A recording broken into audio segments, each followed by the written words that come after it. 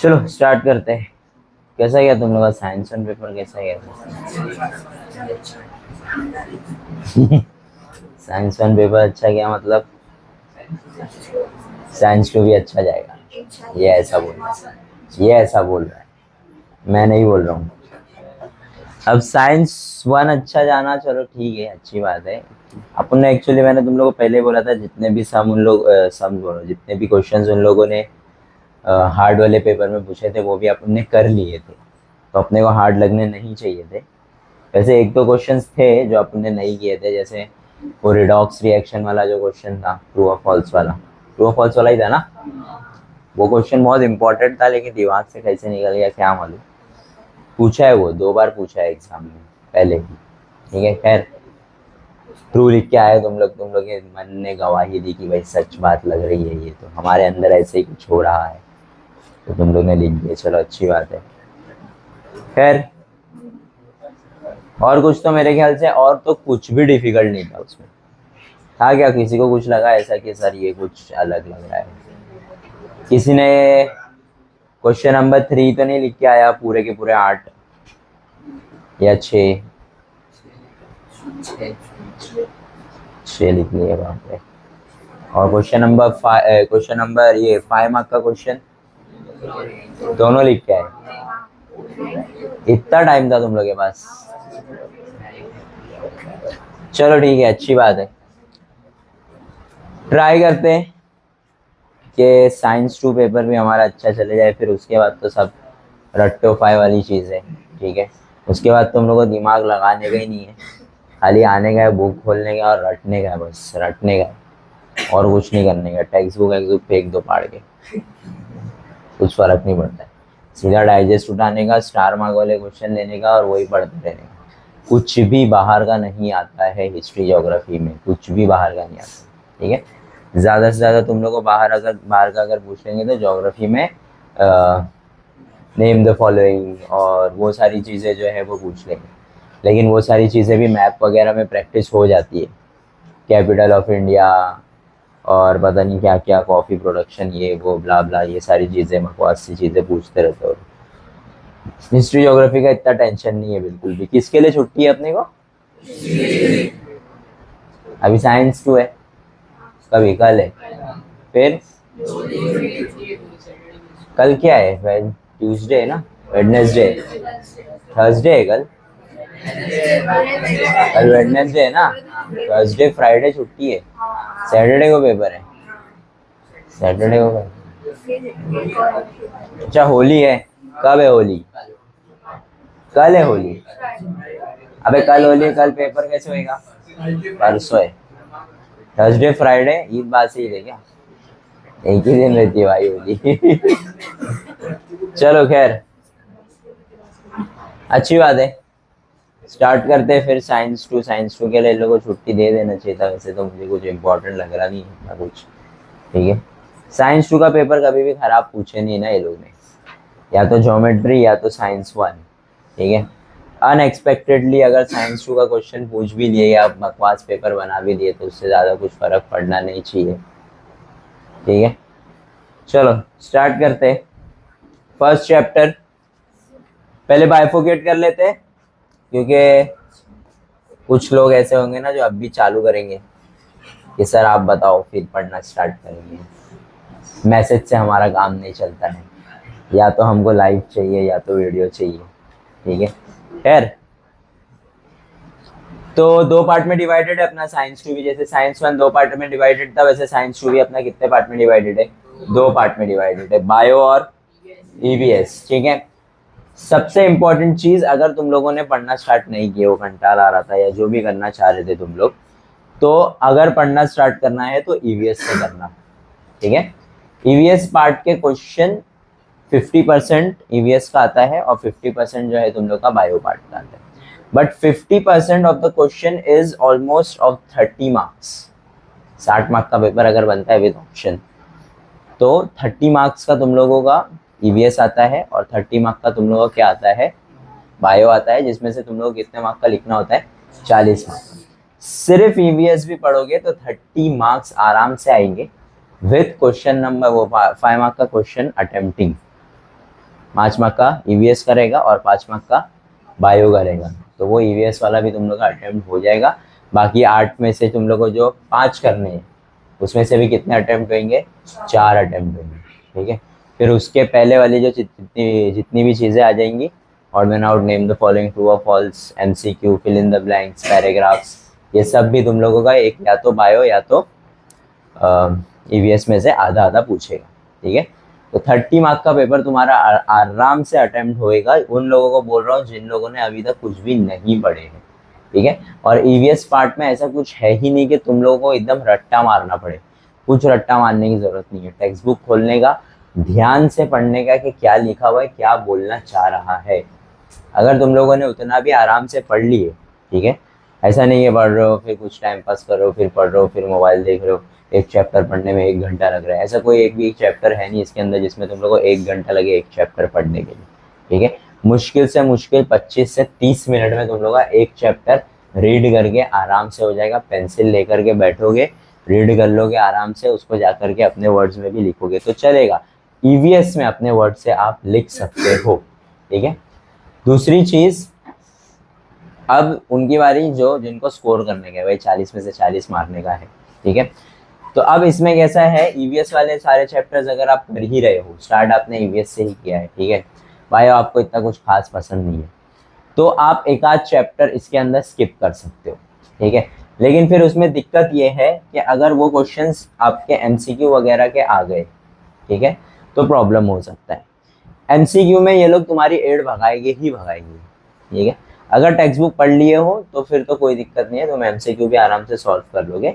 लेकिन अगर सिर्फ क्वेश्चन आंसर्स पढ़ के जाओगे तो मुश्किल है कि एमसीक्यू तुम लोगों को आए या ऑब्जेक्टिव्स तुम लोगों को ईजी लगे जैसे साइंस 1 के लगे थे, ठीक है।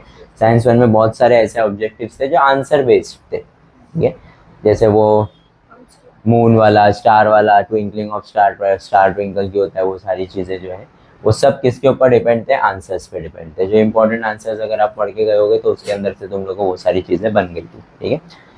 लेकिन यहाँ पर ऐसा केस नहीं होएगा, ठीक है। तो आप लोगों को अंदर से पूरी सारी चीज़ें जो है क्लियरली पढ़नी पड़ेगी और एक दिन में बायो होता है, ठीक है। ऐसा कुछ नहीं है कि भाई एक दिन में पूरे 10 ये ऐसा कुछ कॉम्प्लेक्स चैप्टर्स नहीं है इसके अंदर, है मतलब बायो वाले पार्ट के जो चैप्टर्स है वो बड़े बड़े चैप्टर्स है, लेकिन ऐसे चैप्टर्स नहीं है कि आपका एक दिन में कुछ भी ना हो पाए, ऐसा कोई चैप्टर इसके अंदर नहीं है, ठीक है। स्किप करने जाएंगे अगर, सबसे पहले तो देख लो ये अपना कौन सा पार्ट है, बायो है, ठीक है, ये भी बायो है, ये भी बायो है, ये ईवीएस, ये ईवीएस, बायो बायो, ईवीएस और ईवीएस, ठीक है। 4 चैप्टर है ईवीएस के और 6 चैप्टर है बायो के, जिसके अंदर से एनिमल क्लासिफिकेशन और इंट्रोडक्शन टू माइक्रोबायोलॉजी ये बड़े बड़े चैप्टर्स हैं, इसके अंदर से 5 मार्क के क्वेश्चन बनते हैं। सेल बायोलॉजी एंड बायोटेक्नोलॉजी जो है ना, ये भी एक इम्पॉर्टेंट चैप्टर है, बड़ा चैप्टर है ये भी, ठीक है। भाई बड़ा इतना बड़ा भी नहीं है लेकिन है, क्योंकि इसके अंदर से भी 5 मार्क के क्वेश्चन बनने के चांसेस होते हैं। अब बचे ये 3 चैप्टर स्टार्टिंग के, ठीक है। तो फर्स्ट चैप्टर तो हम लोग नहीं छोड़ सकते, हेरिडेटरी एंड इवोल्यूशन, ठीक है। तो ये 4 चैप्टर हो गए बायो के, 4 चैप्टर हो गए ईवीएस के, बाकी जो 2 बचे वो तुम लोग खुद समझदार हो, तुम लोग का मन करे पढ़ो, नहीं मन कर रहा मत पढ़ो, है ना।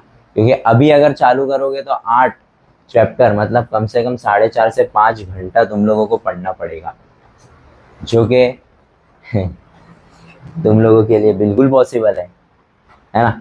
लेकिन उसके बाद पढ़ना या जो पढ़ा है उसको याद रखना, ठीक है, मुझे नहीं लगता तुम्हारे बस की बात है। तो जिन लोगों ने स्टार्टिंग से पढ़ा है वो तो पढ़ ही लेंगे, कोई दिक्कत नहीं है, लेकिन जिसने स्टार्टिंग से नहीं पढ़ा है अभी करना चाहता है तो ये 8 चैप्टर्स में रिकमेंड करूंगा कि ये 8 चैप्टर्स कर लेना अच्छे से, ठीक है। क्वेश्चन से स्टार्ट करते हैं। सबसे पहले चैप्टर नंबर 1, क्या है chapter number 1, hereditary and evolution. Heredity and evolution में ना कुछ कुछ चीजें ही है जो बार बार ये लोग पूछते रहते हैं, जैसे ये 3 चीजें, क्या क्या है ये 3 चीजें, देखो, ट्रांसक्रिप्शन, ट्रांसलोकेशन और ट्रांसलेशन। तुम लोग को है ना इसके अंदर इसका डेफिनेशन पूछ सकता है कि व्हाट इज, ठीक है, transcription, what is translocation, what is translation, ये सारी चीजें, ठीक है। इसके अंदर एक और चीज आती है सेंट्रल डॉगमा, दिख रहा है central dogma. What is central dogma question बनता है अगर तुम लोगों का 3 मार्क का इसका क्वेश्चन आ रहा है, ठीक है, 3 मार्क्स का क्वेश्चन है, इसमें क्वेश्चन पूछा हुआ है व्हाट इज सेंट्रल डॉगमा, ठीक है। मालूम है क्या होता है सेंट्रल डॉगमा? नहीं मालूम है? कौन बोला नहीं मालूम है?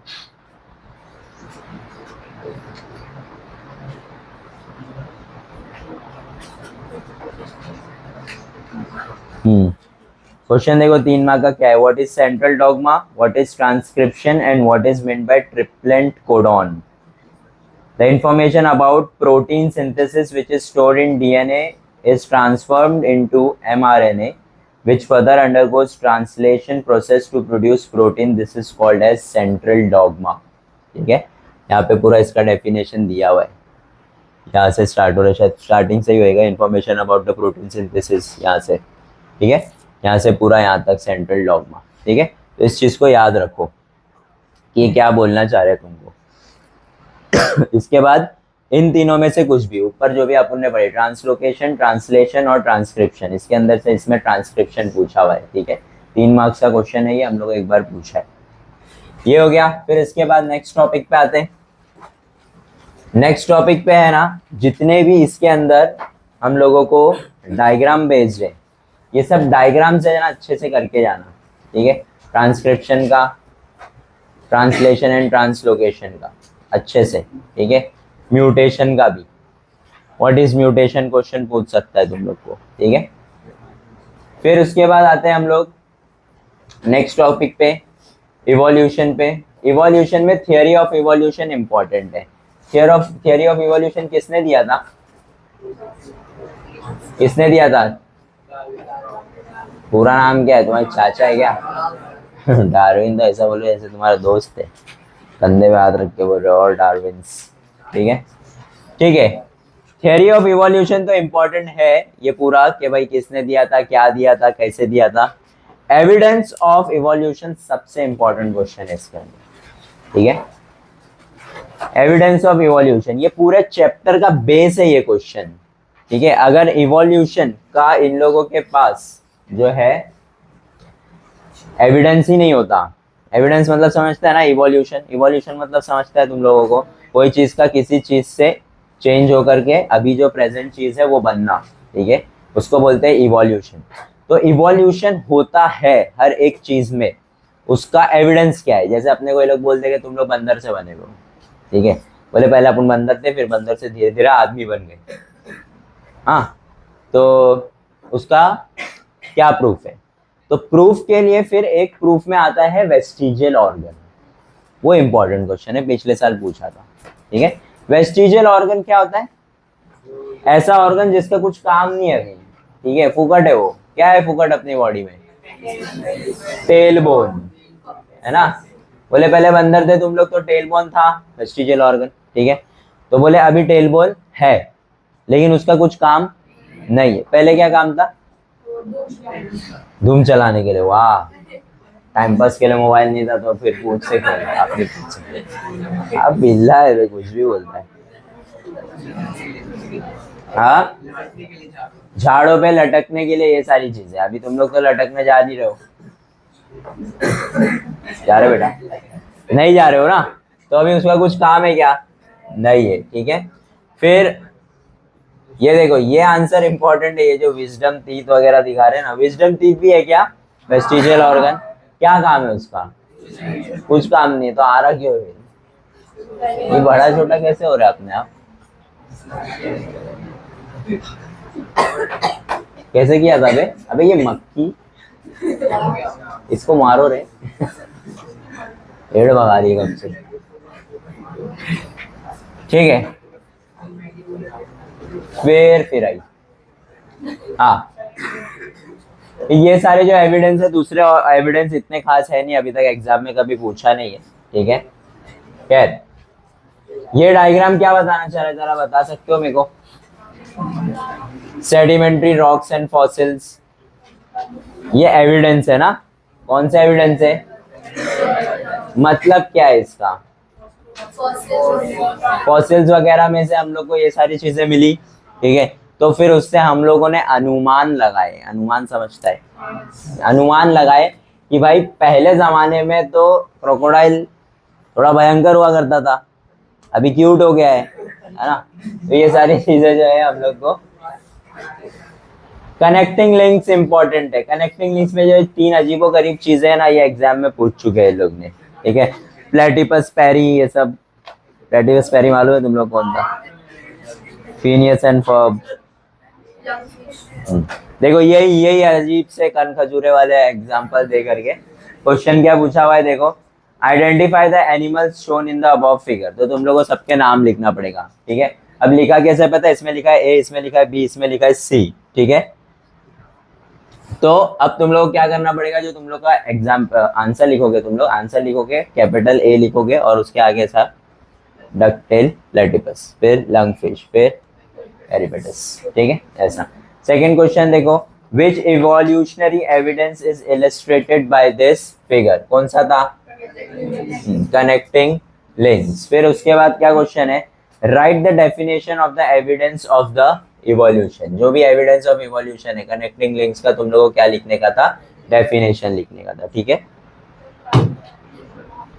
मारा गया, गेम हो गया उसका, ठीक है। On record murder. Darwin's theory of natural selection, ये इंपॉर्टेंट टॉपिक है, ठीक है। कैसे इंपॉर्टेंट है ये? क्या बोल रहे चाचा? डार्विन क्या बोल रहा था? कुछ बोल रहा था वो, सर्वाइवल ऑफ द फिटेस्ट, ये उसकी थ्योरी थी, ठीक है। कि भाई जो फिटेस्ट रहेगा वो जिंदा रहेगा, बाकी चलते बनो, ठीक है। Same goes for your percentage, जिसके परसेंटेज हाई रहेंगे वो रहेगा, बाकी चलते बनो, ठीक है। ऐसी कॉलेज में चलते बनो जहाँ आपको ख्याल रखने नहीं वाले हैं, और फिर आपकी ज़िंदगी बर्बाद। कूल 2 साल मजे कर लेना 11वीं 12वीं, उसके बाद शॉर्ट है क्योंकि तुम लोग। आगे बढ़ते हैं, ये इंपॉर्टेंट है भाई, बकरी, ठीक है। हाँ सॉरी, जिराफ। जिराफ इंपॉर्टेंट है। जिराफ कौन है? लेमार्किज्म। ये स्मार्ट दिखते थे रे लोग। फिजिक्स वाले साइंटिस्ट लोग को देख लोगे तो आइंस्टाइन को देख लो। हाँ, तो ये बंदा इंपॉर्टेंट है, सॉरी ये बंदे का बकरी इंपॉर्टेंट है, ठीक है। क्वेश्चन क्या बना हुआ है देखो, the given picture indicate which principle? Lamarckism. Explain the principle in your language. ना बेटा, ये चाल है उन लोगों की, अपना लैंग्वेज यूज मत करना, ठीक है। उन लोग ने बोले तो तुम लोगों को लगेगा सर बोला अपने लैंग्वेज में लिखो तो मैं लिख के आ गया। नहीं बेटा, जो पढ़ के जा रहे हो वही लिखना, ठीक है। उसमें अपना कुछ भी ऐड करने की जरूरत। What is the meaning of acquired character? मतलब क्या? एक्वायर्ड कैरेक्टर का मतलब क्या होता है? एनवायरमेंटल फैक्टर्स की वजह से। एनवायरमेंटल फैक्टर की वजह से मतलब जैसे देखो, पहले तो ये बकरी ही थी, ठीक है। मतलब मस्त वाली बकरी थी, महंगी वाली। अगर आज ये बकरी होती तो एकदम महंगी बिक्री होती, 6-6 लाख रुपए का एक बकरा, ऐसे ऐसे टेक्सचर वाला, ठीक है। खैर, लेकिन क्या हुआ, बकरी को खाना चाहिए था, बकरी लालची थी, ठीक है। तो वो नीचे वाला घास खा गई। अब नीचे वाला घास खा गई तो खत्म हो गई घास। अब उसको उगने में टाइम लगेगा ना, अब कल क्या खाएगी, ठीक है। तो ऐसा ऊपर मुंडी कर करके ऊपर का घास खाने लगी, तो उसकी गर्दन अपने आप ऐसे क्या होने लगी, बड़ी होने लगी, तो वो जिराफ बन गया। हाँ, ये थ्योरी है इसकी, यही है ना। मैं अपना मस्ती मजाक थोड़ी कर रहा हूँ, यही तो बोल रहा है वो, ठीक है। तुम लोग भी ऐसा रोज ऐसा ऐसा करो। फिर वो एक बॉयज एकदम खुश, बोले ले 6 फुट का हो गया मैं, तू बोली थी ना। चलो हो गया, ठीक है। ह्यूमन इवोल्यूशन आज तक पूछा नहीं है, लेकिन करके जा सकते हो। ये लोग ने ना, देखो ये लोग ने मजबूत एड़ा बनाया अपने को। अभी ना कुछ पब्लिक क्या पूछते हैं मालूम, मैं तुम लोगों को बताता हूँ। कुछ पब्लिक क्या बोलती है कि अगर अपन बंदर से इवॉल्व हुए, ठीक है, बंदर से इतने साल तक अपन यहाँ पहुंच गए, तो अब इसके आगे क्यों नहीं जा रहे? क्वेश्चन है ना। तुम धीरे धीरे कोई चीज से किसी चीज में कन्वर्ट हो रहे हो, तो तुम्हारी बॉडी को कैसे पता मेरे को इधर रुकने का है? वो तो आगे आगे आगे कंटिन्यूसली इवॉल्व होते रहेगी ना। तो अब इसके आगे क्यों नहीं जा रहे? तो इन लोगों ने ना ईयर्स बता दिए कि 7 करोड़ ईयर लगे थे। ठीक है, 2 करोड़ और ईयर जिंदा रहो, तुम कुछ और बन जाओगे। अब 2 करोड़ ईयर तो कोई जिंदा रहने वाला है नहीं, है ना? तो इनकी थियोरी भी चल रही तब तक। तब उसके बाद कौन पढ़ाई करने वाला है भाई? 25-30 साल बाद, 50 साल बाद कोई पढ़ाई नहीं कर रहे, सब रोबोट से काम करवा रहे अपना। ठीक है, फिटेस्ट जो रहेगा वो जिंदा रहेगा, बाकी रोबोट सबको मार देंगे। ठीक है, पिक्चर नहीं देख लेगा तुम लोग। तो देखो, ये जो आदमी बने ना, अपन ये बने 50,000 साल पहले, तो 7 करोड़ में से 50,000 हो गए, 6.5 करोड़ अभी बाकी है। ठीक है, तो उतने साल अगर कोई जिंदा रहेगा तो देख लेगा कि भाई हम लोग पहले आदमी थे, अब कुछ और बन गए, ऐसा। ठीक है, तो मजबूत एड़ा बनाते हैं लोग।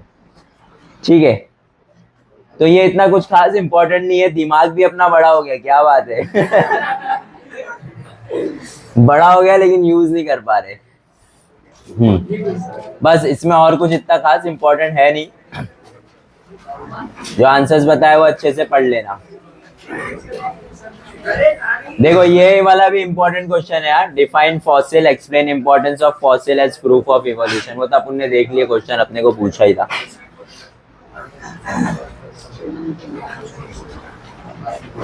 चलो नेक्स्ट आ जाओ। Life process in living organism.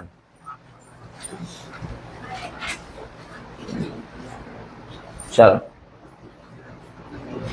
इसके अंदर देखो 2-3 गिव रीजन है। पहले वाले में तो इतना कुछ खास गिव रीजन नहीं था, क्योंकि पूरा थ्योरी का चैप्टर था, तो उसमें तुम रीजन नहीं दे सकते कुछ। लेकिन इसके अंदर है, देखो ये सबसे फेमस आंसर है इसका, we feel exhausted after exercising, है ना? ये क्वेश्चन इसका इंपॉर्टेंट है। ठीक है, फिर उसके बाद cell division is one of the important properties of cell and organisms. ये भी एक इम्पोर्टेंट है। अबे लिख लो, कहीं है नहीं, गिव रीजन है। ठीक है, फिर वाइटामिन्स बहुत ज्यादा इंपॉर्टेंट है इसके अंदर।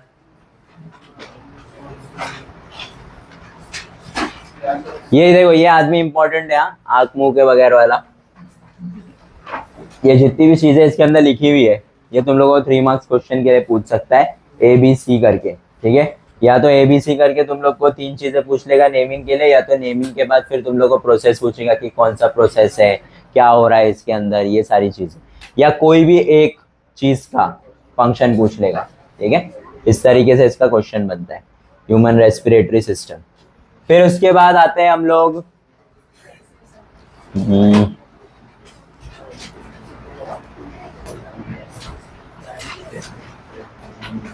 हाँ, ये दोनों मार्क करके रखो, इंपॉर्टेंट है। ठीक है, इसके अंदर से पहला वाला पूछा है एक बार। ठीक है, तो तुम लोगों को दूसरा वाला पूछ सकता है, इजी है, या तो पहला ही वाला है वापस पूछ सकता है। तो ये अच्छे से पढ़ के जाना, इसको छोड़ना मत। फिर आगे आ जाओ, एनारोबिक रेस्पिरेशन।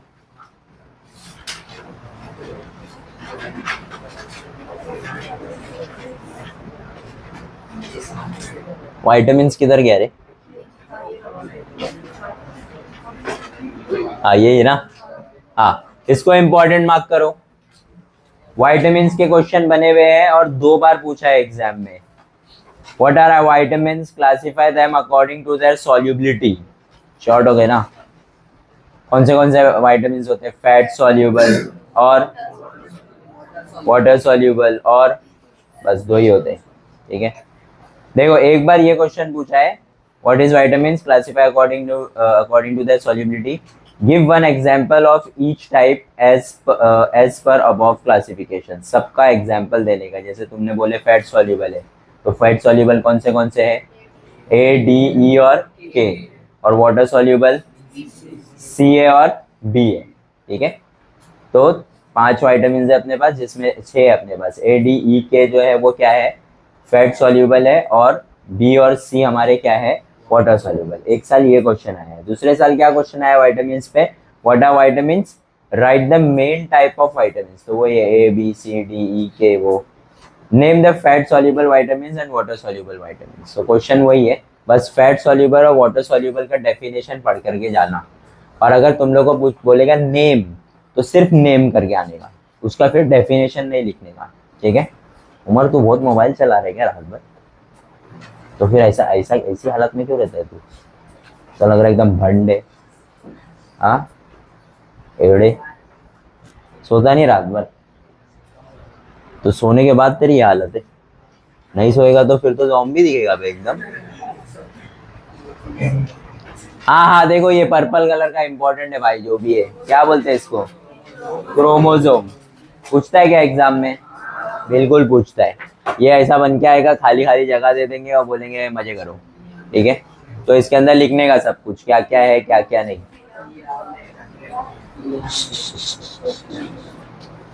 तनवीर तेरा हो गया ना पूरा पढ़ के? मैं तो देखने आया हूँ कि सर मजे, सर कैसा पढ़ा है, टाइम पास कर रहा उधर बैठ के। ये पूरा इसके जितने भी प्रोसेसेस है, क्या है ये? माइटोसिस है। माइटोसिस, इसके सारे फेजेस, कितने फेजेस है इसके? 4 फेजेस पूरे, इंपॉर्टेंट है, ठीक है। फिर उसके बाद मियोसिस, मियोसिस भी इंपॉर्टेंट है। मियोसिस के कितने पार्ट है? माइटोसिस और मियोसिस का डिफरेंशिएट बिटवीन भी पूछ सकता है तुम लोग को, इधर है डिस्टिंग्विश बिटवीन, ये रहा माइटोसिस एंड मियोसिस, ये पूछ सकता है। एरोबिक एंड एनारोबिक, ये भी इंपॉर्टेंट है, ठीक है। बाकी तो प्रोटीन और वो सारी चीजें, एरोबिक रेस्पिरेशन, ग्लाइकोसिस, वो सब तो उसके अंदर आ ही जाएगा। Oxidation fibres are one of the important nutrient, cell division is one of the important material cell organisms. देखो ये वाला एक मार्क करा है अपन ने, higher plants and animals to perform anaerobic respiration. Krebs cycle is also known as septic. Glycosis in detail important answer है। और mitosis का आंसर जो 5 मार्क के लिए तुम लोगों को पूछ सकता है, क्योंकि उसके अंदर वो है ना, पूरा डायग्राम है, फेजेस है 4, तो तुम लोगों को 5 मार्क के लिए ये क्वेश्चन बन करके आ सकता है इसके अंदर से, ठीक है। बाकी ये तो अपन ने मार्क किया ही है।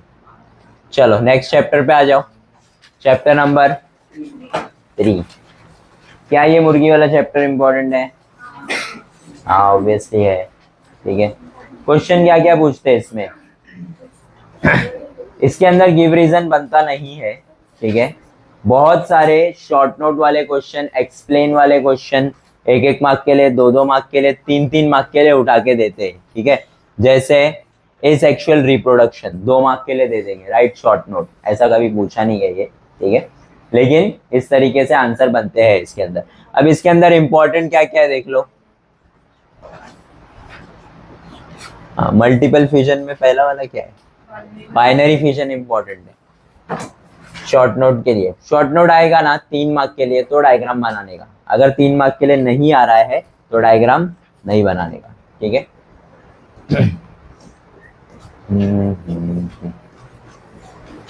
बर्डिंग इंपॉर्टेंट है,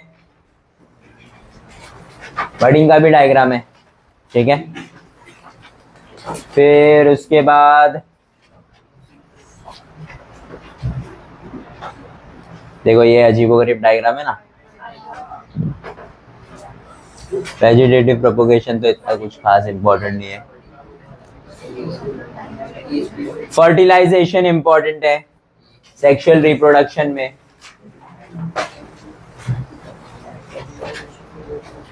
ये तो तुम लोग का फेवरेट होना चाहिए भाई, क्योंकि बोर्ड्स वालों का तो फेवरेट है, ठीक है। क्या नाम है इसका? फ्लावर। वाव, कौन बोला? बोलता है फ्लावर है, सही है। साथ क्या नाम है फ्लावर का? हिबिस्कस। लेकिन ये हिबिस्कस उसका असली नाम नहीं है, वो तो उसका पुकारू नाम है।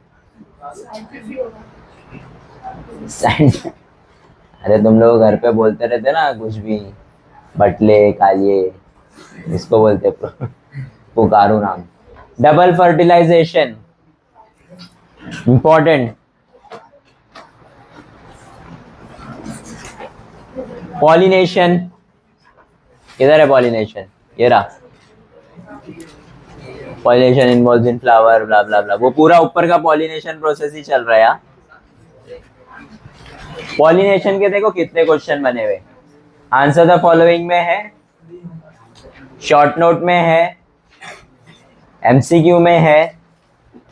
पॉलिनेशन में देखो what is pollination, explain different types of pollination, what is mean by pollination.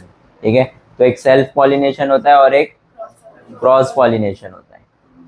ठीक है, सेल्फ पॉलिनेशन में क्या होता है, एक ही प्लांट है, उसके अंदर तुम्हारा क्या हो रहा है, फ्लावर टू फ्लावर जो भी पोलन ग्रेन्स ट्रांसफर हो रहे वो हो रहे। क्रॉस पॉलिनेशन में क्या होता है, दो अलग प्लांट्स के। ठीक है, ठीक है, चलो इतना काफी है उसके अंदर लिखने के लिए। फिर उसके बाद ह्यूमन मेल रिप्रोडक्टिव सिस्टम तो पूछते नहीं है इतना ज्यादा ये लोग, ये पूछा हुआ एक बार। ठीक है, फीमेल रिप्रोडक्टिव सिस्टम। फिर उसके बाद इसी के अंदर ये देखो, ये तुम लोग को ना एमसीक्यू में इसमें पूछता है, मैच द कॉलम में क्या है, देखो मैच द कॉलम बता देता हूँ तुम लोग को। जैसे देखो, जैसे मेल बोला हुआ है और तुम लोग को तीन ऑप्शन दिए हुए, 44 plus x x, 44 plus x y और 44 प्लस वाई वाई। मेल का क्या होता है, एक्स वाई होता है, देखो यहाँ बना हुआ है ना ये। ठीक है, गर्ल का क्या है 44 प्लस एक्स एक्स, बॉय का क्या है 44 प्लस, बच्चे कैसा ना एक्स एक्स इसका है तो इसका तो वाई वाई होना चाहिए। ठीक है, नहीं बेटा, एक एक्स एक्स है और एक क्या है एक्स वाई, तो बॉय का पूछ चुका है तुमको एक बार, तो गर्ल्स का भी याद रखो X x, 44 plus x X. Number कम नहीं होएगा, होएगा क्या, नहीं, 44 तो याद रहना चाहिए तुम लोग को। ठीक है, फिर इसके अंदर एक और क्वेश्चन है तुम लोग को, क्वेश्चन देखो क्या है, 5 मार्क का क्वेश्चन है। Gender of child is determined by male partner of couple, draw a diagram explaining the above statement. यही है वो आंसर। ठीक है, ये जो डायग्राम बना हुआ है ना, ये डायग्राम तुम लोग को बनाने का। क्वेश्चन वापस से बोल देता हूँ, ध्यान से सुन लो। क्या है question, gender of child is determined by the male partner of couple, draw a diagram explaining the above statement. तुम लोग को आंसर नहीं लिखने का, तुम लोग को क्या बनाने का है, डायग्राम। डायग्राम बना के बताने का, ये है डायग्राम। ये चीजें डिसाइड करती है कि बच्चा लड़का होने वाला है, लड़की होने वाली है कि लड़का होने वाला है। ठीक है, इसको एक्सप्लेन करने का। फिर इसके नीचे बस, मैं बोल नहीं रहा, इसका मतलब ये नहीं है कि तुम लोग बकवास करोगे बैठ के। हाँ, second question, prepare a slogan for campaign against female foeticide. Question है, क्वेश्चन ही नहीं समझेगा आधे लोग, और 5 मार्क का क्वेश्चन है ये। अरे लड़की बचाओ वाले पे यार, सेव गर्ल चाइल्ड, वो सारी चीजें, लड़की पढ़ाओ लड़की बचाओ मत लिख देना। ठीक है, ऐसा कुछ हो नहीं रहा इंडिया में। In the following figure, explain how new fungal colonies of nuclear are formed। कौन से वाले पे पता है, डायग्राम कौन सा दिया उन लोगों ने, किधर गया बे, ये वाला डायग्राम, ये वाला, ये वाले डायग्राम का क्वेश्चन क्या बन रहा है, explain how new fungal colonies of nuclear are formed। और फिर last question, identify and state the type of reproduction represented in the above figure। Total पूरा मिला जुला करके 5 मार्क का क्वेश्चन बनाए उन लोग। ठीक है, कौन सा रिप्रोडक्टिव, ये है, ये टाइप ऑफ रिप्रोडक्शन, सेक्सुअल है कि एसेक्सुअल है, एसेक्सुअल है, ये पागल लोग, एसेक्सुअल चल रहा है ये पक्का। नहीं नहीं बेटा है, तू जबरदस्ती नहीं बोला मैंने, तू तो है। ठीक है, चलो नेक्स्ट चैप्टर आ जाओ।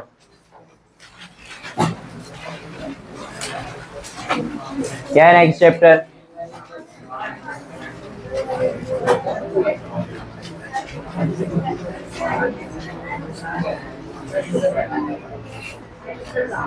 ये बच गया, मेंस्ट्रुअल साइकिल, ये इंपॉर्टेंट है। हाँ, एक बार तुम लोगों को ये इसके अंदर पूछे हुए क्या बोलते हैं 5 मार्क के क्वेश्चन में, और एक बार 3 मार्क के।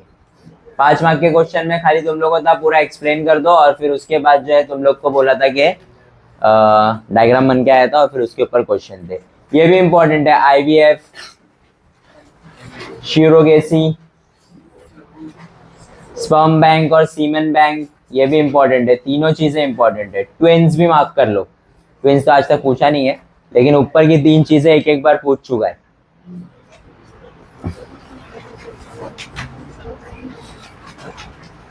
रिप्रोडक्टिव हेल्थ के बारे में एक बार रीड करके चले जाना। हाँ, क्या बोलना चाह रहे ये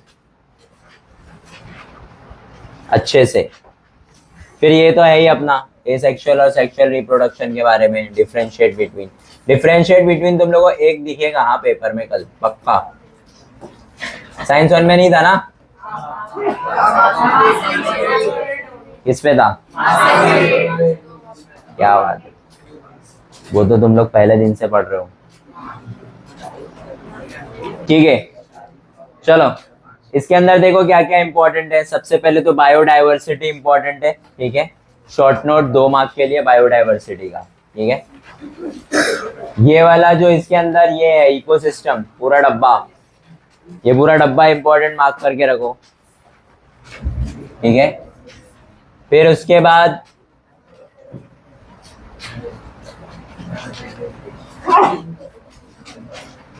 एनवायरमेंटल कंजर्वेशन, ये क्वेश्चन इंपॉर्टेंट है।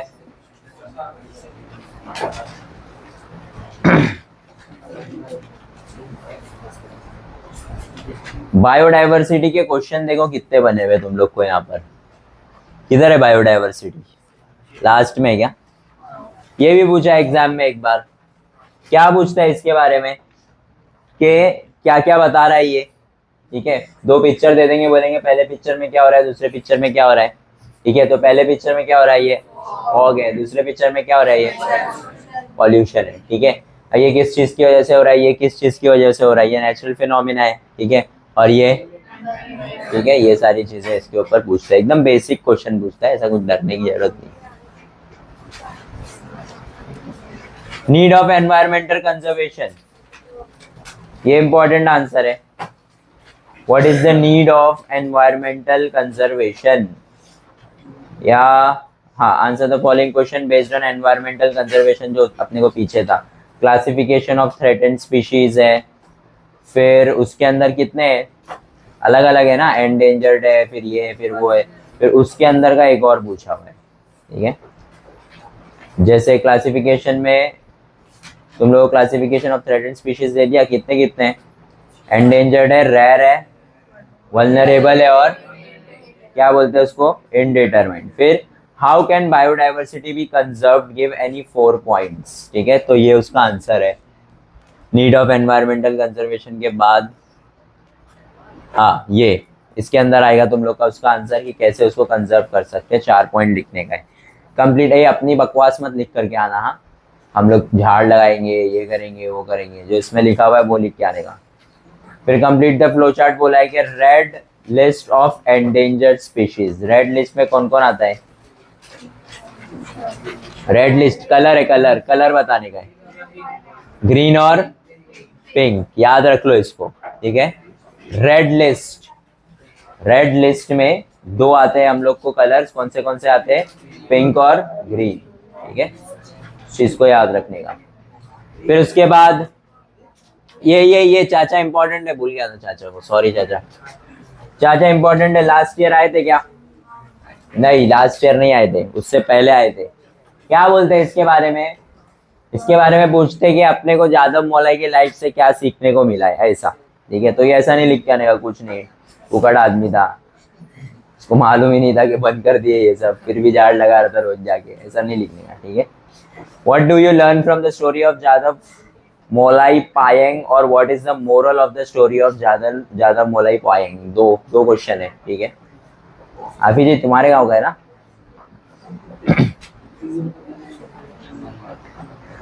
ठीक है, आगे बढ़ते। इसकी पूरी कहानी लिख देने का, यहाँ से लेकर के पूरा फुल स्टॉप तक।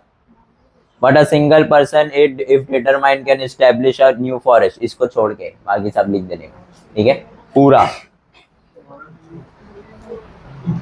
देखो ये तुम लोग का environmental conservation and biodiversity, genetic diversity, species diversity और इकोसिस्टम डाइवर्सिटी, ये तीनों चीजें तुम लोग को लिखने आना चाहिए। सीक्रेट ग्रुप्स इंपॉर्टेंट मार्क करो शॉर्ट नोट के लिए। फिर ये सब साइकिल, कचरा फेंकना और चार्जिंग मोबाइल में लगाना, ये सारी चीजें ये सब इम्पोर्टेंट है। और फिर ये हाथ में पानी लेके हाथ धोना, ये सब ठीक है। मालूम है ना तुम लोगों को क्या है ये सब? वो सब मत लिख के आ जाना, साइकिल है ये, साइकिल वो है सब में। क्या है ये बताओ? सेम, ये क्या है?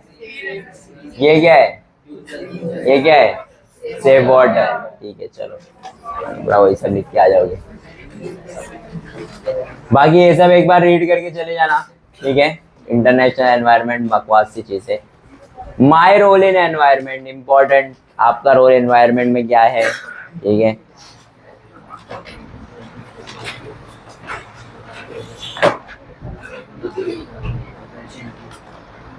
फिर बायोडाइवर्सिटी जब तुम लोग को आएगा ना, तो उसके अंदर जेनेटिक, स्पीशीज और इकोसिस्टम पूरा एक्सप्लेन करने का। यहाँ सीक्रेट ग्रुप से तुम लोग बता ही सकते हो, ठीक है। चलो नेक्स्ट क्वेश्चन।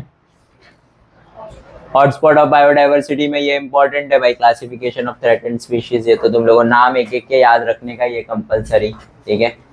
फिर उसके बाद इसके अंदर एक और क्वेश्चन है, देखो क्या है वो question. Which precautions are necessary for proper decomposition of domestic waste? ये एक इंपॉर्टेंट क्वेश्चन है। क्या क्या प्रिकॉशन लेना चाहिए, वो वाला आंसर है ये, रीयूज, रिड्यूस और रिसाइकल वाला, ठीक है।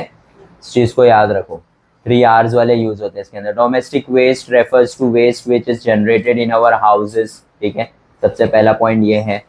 Due to our daily activities domestic waste can be either biodegradable और नॉन बायोडिग्रेडेबल। बायोडिग्रेडेबल का मतलब जो मट्टी में डालोगे तो सड़ जाएगा, या ऐसे रखा रहेगा तो भी सड़ जाएगा। नॉन बायोडिग्रेडेबल मतलब तुमको फेंक देंगे, तुम सड़ोगे नहीं, ठीक है, तो तुम नॉन बायोडिग्रेडेबल वेस्ट हो। For example vegetable and fruit peels are biodegradable, batteries, computers, etc. are non-biodegradable. Biodegradable products can be used for making compost, which can be used in parks, plants, pots, etc. For non-biodegradable product, we need to practice the 3 R's and only after that they should be discarded as waste. ठीक है, मतलब 3 R's के बाद उसको जो है consider करने का कि नहीं भाई अब ये वेस्ट है।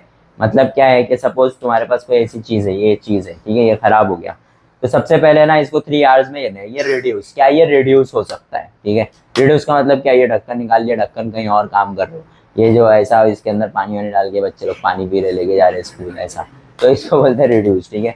फिर उसके बाद रिड्यूस के बाद क्या है, रीयूज है। रीयूज का सॉरी पहले रीयूज है फिर रिड्यूस है।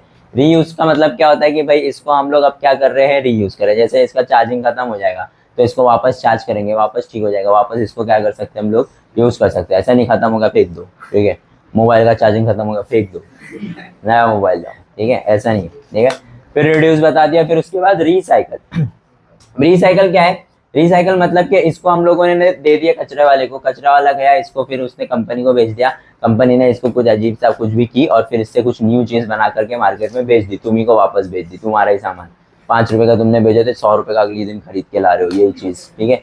तो उसको बोलते हैं क्या, रिसाइकल। जैसे हमारे बॉटल जो होते हैं प्लास्टिक के बॉटल्स, वो क्या होते हैं, रिसाइकल होते हैं। रात में 2 बजे एक लड़का आता है, छोटा सा इतना सा बड़ी सी थैली लेके, इतना सा लड़का, इतनी बड़ी थैली, उसके पीछे 50 कुत्ते, उसके हाथ में एक डंडा, कैरेक्टरिस्टिक्स है वो लड़के के, ठीक है। तो वो लोग क्या करते रहते हैं, वो लोग पूरा जमा करते रहते हैं, प्लास्टिक जमा करते हैं और फिर वो लोग जा करके भंगार वाले को दे देते हैं। फिर भंगार वाला क्या करता है, उसको प्लास्टिक की कंपनी को बेचता है, फिर वो लोग उससे पॉलन ग्रेन्स बनाते हैं और फिर वो ग्रेन से तुम जो चाहे वो प्लास्टिक का बना सकते हो। मस्त धंधा है, ठीक है, हाँ। तो उसको क्या बोलते हैं अपन, रिसाइकल। अगर ये तीनों चीजों से भी आपका वो चीज गुजर रहा नहीं है कि ना आप इसको रीयूज कर सकते हो, ना इसको रिड्यूस कर सकते हो, ना रिसाइकल कर सकते हो, कुछ नहीं कर सकते। अब हम लोग उस चीज को क्या बोलेंगे, वेस्ट बोलेंगे, ठीक है। उसके बाद का बताया नहीं, उसके बाद क्या करने का अल्लाह को मालूम। उसके बाद आ जाओ next chapter, towards green energy. अच्छा, ये पिछले वाले में तुम लोग को एक भी 5 मार्क का क्वेश्चन बन रहा था क्या? क्या कौन सा क्वेश्चन 5 मार्क का है पिछले वाले चैप्टर में? एक भी नहीं है 5 मार्क का क्वेश्चन, ठीक है। नेक्स्ट चैप्टर पे आओ, टूवर्ड्स ग्रीन एनर्जी। इसके अंदर है 5 मार्क के क्वेश्चन। अब कौन से पूछे पहले वो बता देते हैं। Electric generation of electric power, ये इसके अंदर कितने मेथड है अपने पास? सब में तुम लोग को एक चीज याद रखने का है, ये, ठीक है, ये नहीं, सॉरी, ये ये क्या हो रहा है, proper energy source to run turbine, ठीक है। क्या क्या एनर्जी सोर्स है, अपन कोयला जला रहे हैं, स्टीम निकाल रहे हैं, कुछ भी कर रहे हैं ना, हवा दे रहे हैं, क्या घुमाने के लिए? सिर्फ टरबाइन। टरबाइन एक बार घूमना चालू हुआ तो वो टरबाइन घूमेगा और फिर क्या करेगा, फिर उसके बाद, ठीक है। ये पूरा प्रोसेस तुम लोग को याद रखने का है। जितना इलेक्ट्रिकल एनर्जी बन रहा है इसी की वजह से बन रहा है, टरबाइन वाला, ठीक है। अब पहला वाला जो है हम लोग का फ्यूल कोल अपन यूज कर रहे हैं, उसको क्या कर रहे हैं अपन, जला रहे काय को, पानी गर्म करने को कि डायरेक्ट पानी गर्म कर रहे हैं, ठीक है। Boiler for conservation of water steam, water में से क्या निकल रहा है, फिर स्टीम निकल रहा है और फिर वो स्टीम टरबाइन को क्या कर रहा है, मूव कर रहा है, स्टीम से घूम रहा है, इसके लिए उसको स्टीम टरबाइन बोलते हैं। स्टीम टरबाइन एक बार घुमा, सारी एनर्जी किस में जा रही है, मैकेनिकल एनर्जी जनरेटर में, जनरेटर मैकेनिकल एनर्जी को किस में कन्वर्ट कर रहा है, इलेक्ट्रिकल एनर्जी में, खत्म, ठीक है। अब जो स्टीम टरबाइन में जो पानी गया, धुआं गया, ठंडा हो गया ना, अब वो पानी बन गया, पानी बन के वापस से कहाँ आ रहा है, नीचे। वही पानी को अपन वापस से बॉयलर में डाल रहे हैं और वापस से उसको क्या कर रहे हैं, गर्म कर रहे हैं। तो आप लोग बोले सर सेव वाटर हो रहा है, ये कैसे खराब हो सकता है ना खराब, ये तो नहीं है ना सेव। फ्यूल कोल जला रहे हो, धुआं निकल रहा है इतना, फ्यूल कोल ऊपर से कौन सा सोर्स है, सोर्स ऑफ एनर्जी, कौन सा सोर्स ऑफ एनर्जी है, फ्यूल कोल। क्या बोलते हैं उसको, खत्म होने वाली चीज को क्या बोलते हैं, नॉन रिन्यूएबल रिसोर्स, क्या बोलते हैं उसको, non renewable resource limited. Next देखो, chemical energy in coal, thermal energy, kinetic energy in steam, kinetic energy in turbine, electrical energy, ठीक है। ये तुम लोग का एनर्जी डायग्राम है, किस तरीके से एनर्जी को हमने कन्वर्ट किए, ठीक है। कोल में कौन सी एनर्जी रहती है, केमिकल, उसको अपन ने जलाए और फिर क्या किया, जलाए मतलब थर्मल एनर्जी, थर्मल एनर्जी से फिर हम लोग ने उसको स्टीम में, उससे स्टीम क्रिएट किए, तो स्टीम में कन्वर्ट हुआ एनर्जी, तो कौन सा एनर्जी, काइनेटिक एनर्जी, फिर वापस टरबाइन घुमा, तो टरबाइन जो अपने आप से घूम रहा है वो भी क्या है, काइनेटिक एनर्जी। फिर वो काइनेटिक एनर्जी को किस में कन्वर्ट किया हम लोग ने, ये हम लोगों का एनर्जी ग्राफ है, इसको याद रखो, ठीक है।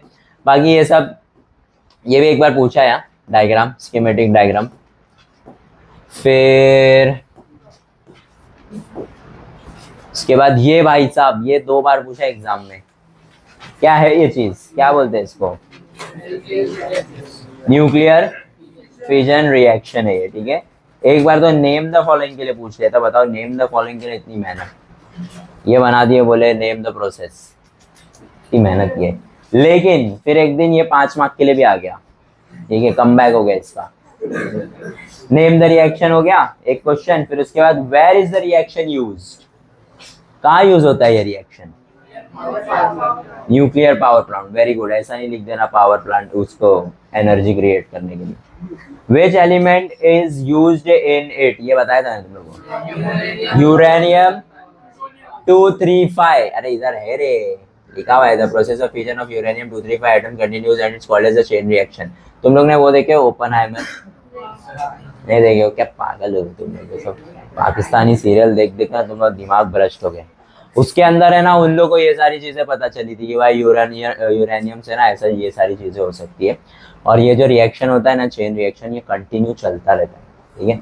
तो इन लोगों ने ना गलती से एक बॉम्ब बना दिए, गलती से, ठीक है, जा करके उसने है ना आइंस्टाइन को बताया, मतलब जब इन लोग ने पहले ना इन लोग इक्वेशन बनाते थे और फिर उसको एक्सपेरिमेंट करते थे, ऐसे डायरेक्ट एक्सपेरिमेंट नहीं करे।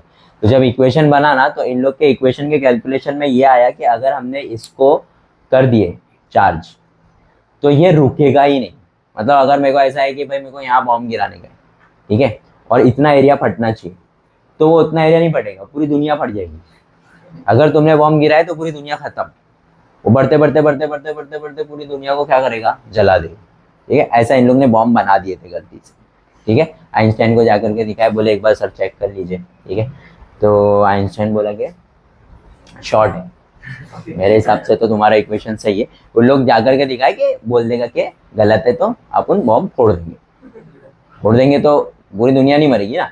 लेकिन आइंस्टाइन बोल दिया मेरे को तो ये सही लग रहा है फट जाएगी पूरी दुनिया। तो फिर उन लोग ने फिर दूसरा बॉम्ब बनाया यूरेनियम 235 से, जिसका चेन रिएक्शन एक हद के बाद जाकर के रुक जाए, और फिर वो हिरोशिमा नागासाकी पे ले डाल दो भाई, इधर डाल दो। चूज कर रहे थे बैठ के, मालूम है क्या, एक बंद कमरे में बैठ के पूरा जापान का मैप था, बोले चूज करे, बोले ये 8-10 जगह है, तो उसमें का एक आदमी बोला कि नहीं इधर ये मत फोड़ना, इधर मैं अपने हनीमून के लिए गया था मस्ती मजाक चल रहा था। हाँ भाई, नेक्स्ट आते हैं। फिर उसके बाद power generation plant based on energy, ये इंपॉर्टेंट है। डायग्राम, किस चीज का डायग्राम है ये? अबे लिखा हुआ है यहाँ, पढ़ भी नहीं रहे हो जाहिल लोग।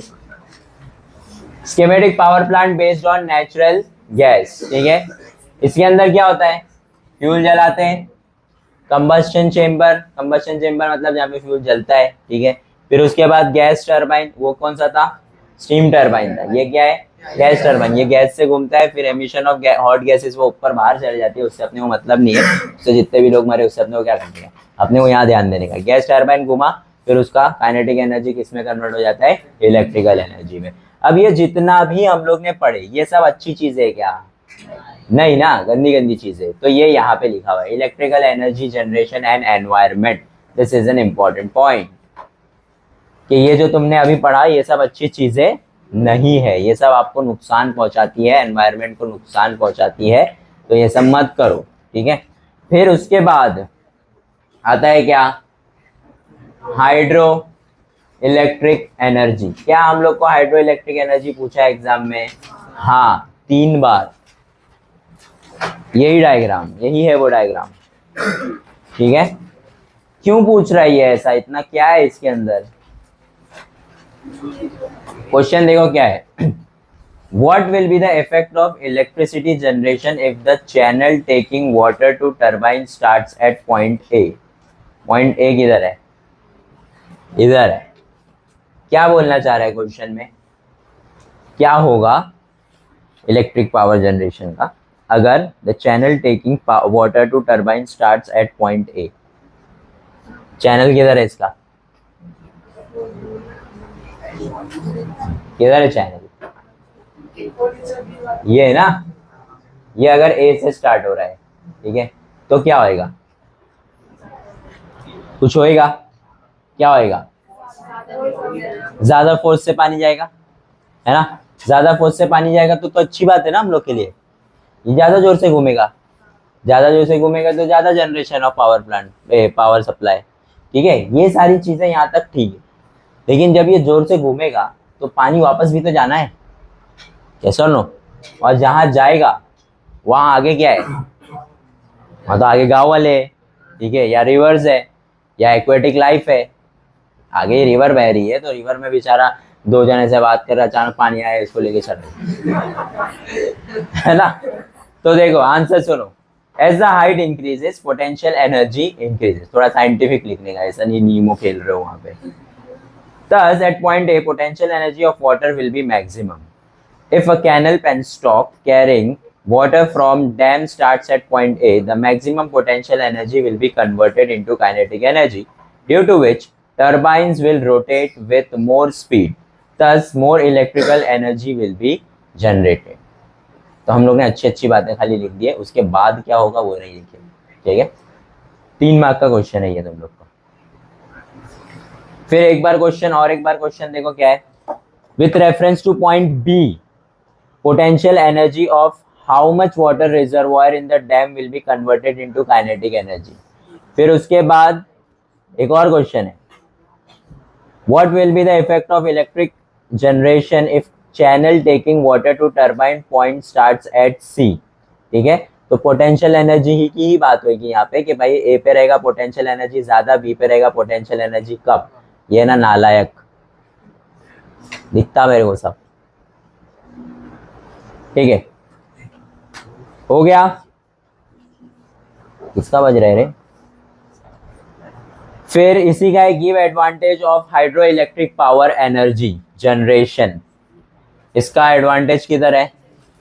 ये रहा। ठीक है, एडवांटेज है और प्रॉब्लम भी है। ठीक है, तो दोनों चीजें अपन इसके अंदर लिख सकते हैं। तो ये बंदा जो है ना एग्जाम में आया 4 बार, मोस्ट इंपॉर्टेंट मार्क कर लो इसको। ठीक है, और उसके ऊपर सारे बेस्ड क्वेश्चन याद होने चाहिए तुम लोग को। फिर उसके बाद आया ये चचा पिछले साल। ठीक है, एकदम हीरो वाली entry. Schematic of wind mill. Wind mill के डायग्राम में तुम लोगों को पूछा क्या था? कहा गया wind mill? Identify the given diagram. क्या बोलते हैं इसको? What is the source of energy in this project? Wind लिख दोगे direct. Why this source is supposed to be eco-friendly? काय को इको फ्रेंडली है? पॉल्यूशन नहीं हो रहा है, कोई हार्म नहीं है, पॉल्यूटेंट्स नहीं बच रहे इसके, है ना। पॉल्यूशन नहीं हो रहा है मतलब कैसा होता है कि जैसे आप स्टीम वगैरह क्रिएट कर रहे हो तो उसके अंदर जो धुआं निकल रहा है वो क्या है? पॉल्यूटेंट है। ठीक है, तो वर्ड याद रखो पॉल्यूटेंट। इसके अंदर कोई भी पॉल्यूटेंट नहीं है, इस वजह से क्या है ये? Eco friendly. ठीक है, चलो बस, इसके बाद तो कुछ नहीं पूछा इसके बाद। ठीक है, ये लेकिन ये सब पढ़ के जाना, ब्लेड का साइज और कितना एनर्जी पावर जनरेशन है, उसका कैपेसिटी कितना है। फोटोवोल्टिक सेल्स वगैरह एक बार रीड कर लेना। ठीक है, लाइन से पूछ रहा है ना, क्योंकि उससे पहले हाइड्रो पूछा, फिर विंड पूछा, तो अभी यही बचा है सोलार। ठीक है, तो सोलार तुम लोग को पूछ सकता है, तो अच्छे से पढ़ के जाओ सोलार को। सारी चीजें इसके अंदर, मतलब इतना तो कुछ डिटेलिंग है नहीं, लेकिन ये सारी चीजें अच्छे से करके जाने का। Solar thermal power plant. Next आ जाओ। नेक्स्ट चैप्टर क्या है? नेक्स्ट चैप्टर ये बड़ा चैप्टर है। ठीक है, इसको तो गलती से भी छोड़ना मत। क्या क्या है इसके अंदर देखो, इंपॉर्टेंट लिख लो फटाफट।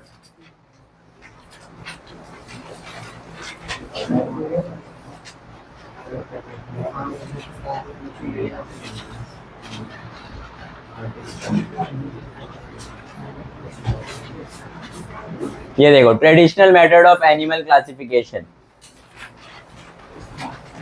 फिर इसके ऊपर भी एक क्वेश्चन बनता है, बेनिफिट्स ऑफ एनिमल क्लासिफिकेशन। ठीक है, इसके अंदर तुम्हारे पास क्लास कितने कितने हैं? 6 क्लास है। ये है ना क्लास, तो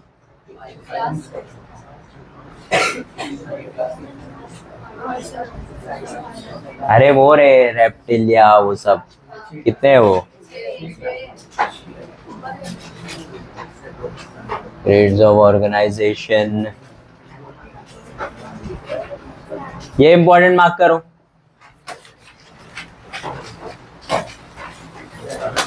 पूछा एक बार एग्जाम में। देखो आ गया बकरा, आ गया बकरा।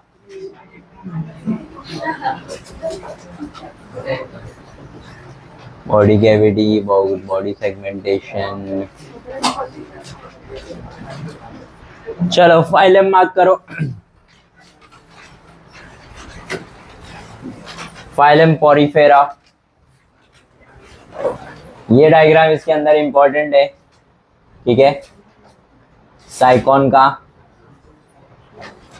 और ये हाइड्रा का। फिर इसके बाद ये टेपवॉर्म, लिवर फ्लूक।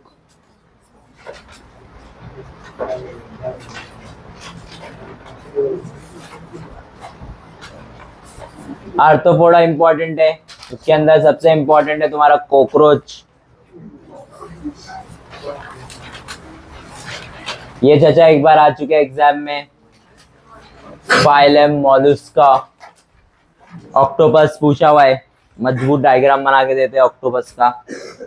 बताओ ये सब क्या है चीजें, सब उसके अंदर बकवास सी चीजें पूछते रहते। Explain the following picture and explain the classify and write two characteristic of phylum, या फिर क्लास जो भी है ये बन के आया था तुम लोग को। इसी तरीके के क्वेश्चन कोई भी डायग्राम के पूछते तुम लोग को, ठीक है। फिर उसके बाद तो नहीं पूछा कभी, ये इंपॉर्टेंट है, same question diagram based, class क्या है, ये क्या है, वो क्या है, सारी चीजें 3 मार्क का क्वेश्चन बनता है। फिर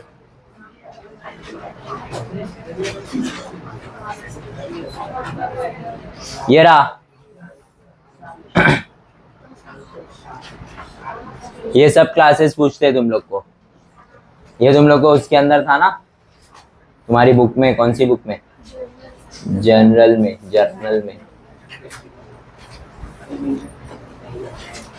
एक बार रीड करके चले जाना अगर भलते में कुछ आ गया तो, वरना क्वेश्चन तो ज्यादातर जो मैंने बताया वही बनते हैं। शॉर्ट नोट्स वाला चैप्टर है ये, 3 मार्क्स वाला और 2 मार्क्स वाला, बस और कुछ ज्यादा है नहीं। डिस्टिंग्विश बिटवीन, इसके अंदर ये वाला एक इम्पोर्टेंट है, किधर है डिस्टिंग्विश बिटवीन, ये रहा, ये ना डिस्टिंग्विश बिटवीन, कहाँ ऊपर गया,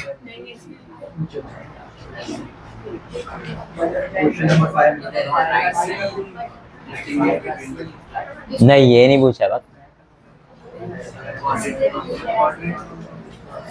लिख लो कौन सा पूछा है,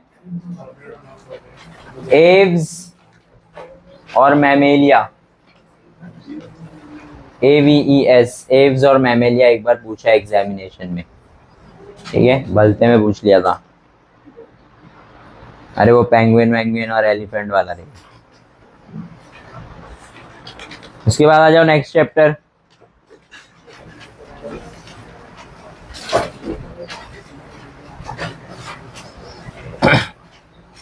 इंट्रोडक्शन टू माइक्रोबायोलॉजी, ठीक है। इसके अंदर क्या क्या इंपॉर्टेंट है देखो, माइक्रोबियल एंजाइम्स वाला आंसर इंपॉर्टेंट है इसके अंदर। कौन से पेज पे है,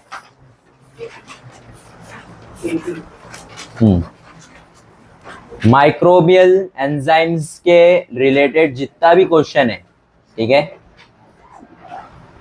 सारे क्वेश्चन पढ़ के जाना अच्छे से।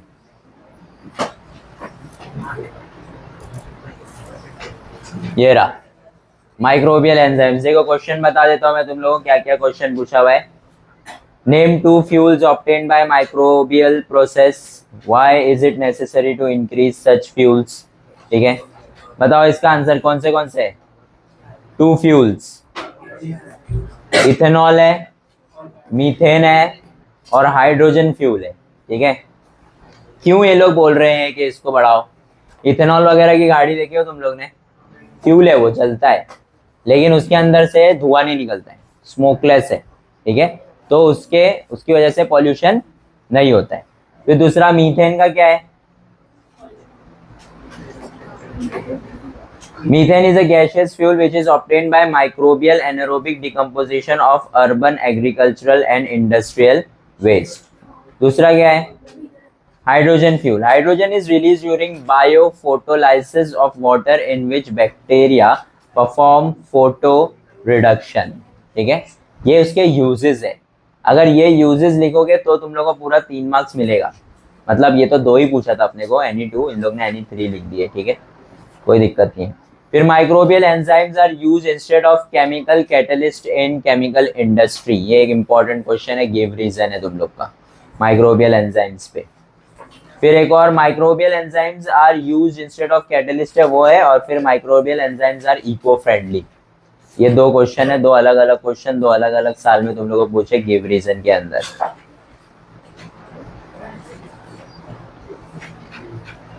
फिर इसके अंदर एक ये वाला डायग्राम वाला क्वेश्चन है, बायोगैस पावर प्लांट है कि क्या है, ये देखो ये इंपॉर्टेंट है, बायोफ्यूल प्रोडक्शन। क्वेश्चन देखो क्या क्या बने थे इसके ऊपर, which process is shown in the above given picture, कौन सा प्रोसेस है ये, biofuel production. Give to examples of liquid fuel and solid fuels obtained by this process. Solid fuel कौन सा है, कोल, काउडंग और दूसरा अपना लिक्विड फ्यूल्स कौन से, वेजिटेबल ऑयल, अल्कोहल। ठीक है, दो एग्जांपल्स दिए, 3 मार्क का क्वेश्चन था ये, सिंपल सा। फिर उसके बाद लास्ट जो तुम लोगों को क्वेश्चन बनता है इसके ऊपर वो ये है, ये modern landfill site. Identify the process shown in the figure. Process कौन सा है, ये modern landfill site compost production process है ये। ठीक है, और फिर उसके बाद explain the process in short. तो इन शॉर्ट में तुम लोग या तो तुम लोग ये लिख सकते हो, क्या बोलते हैं, पैराग्राफ वाला आंसर लिख सकते हो, या तो फिर जो है ये लिख सकते हो। ठीक है, क्या बोलते हैं, पूरा ट्री डायग्राम टाइप क्वेश्चन लिख सकते हो। ठीक है, 2 चीज़ें इसके अंदर। देखो मैं तुम लोग को आंसर बता देता हूँ कैसा है। अगर ऐसा भी आंसर लिखोगे ना बायो में तो तुम लोग को मार्क्स मिलते हैं। देखो ये पूरा आंसर एक्सप्लेन किया हुआ है, इन शॉर्ट बोला हुआ है। तो इन शॉर्ट बोला हुआ है, ये 3 मार्क का क्वेश्चन है। शॉर्ट नोट में ऐसा नहीं लिख सकते हो तुम लोग।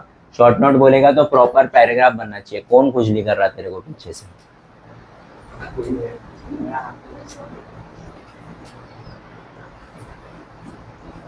तुम लोग देख रहे हो कि सर कितना सब्र कर सकते हैं खाली पेट पे।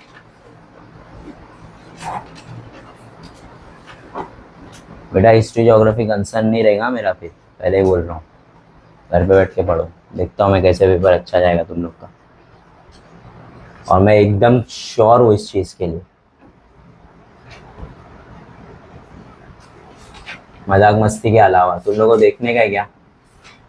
देखने का है सर मजाक मस्ती कर रहे कि नहीं? दिखा दूंगा वरना मैं। Next, cell biology and biotechnology. इसके अंदर तो भाई डीएनए है। ठीक है, डीएनए वाले जितने भी आंसर है सारे इंपॉर्टेंट है। What is DNA fingerprinting, what is it's mainly useful for, ये सारे आंसर्स डीएनए वाले। ठीक है, डीएनए एमआरएनए 2 टाइप के डीएनए होते हैं ना।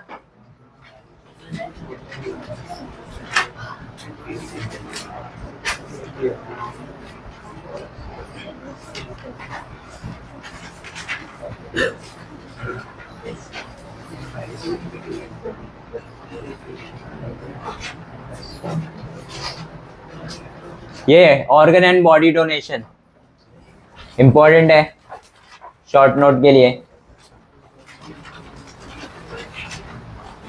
कौन से ऑर्गन्स अपन डोनेट कर सकते हैं, कौन से नहीं कर सकते। ठीक है, फिर ये वाले क्वेश्चंस रिकॉल रिटेल, वो वाले क्वेश्चन इसके चैप्टर के। बायोटेक्नोलॉजी, ये मेन एरियाज उसके। ठीक है, बेनिफिट्स ऑफ बायोटेक्नोलॉजी।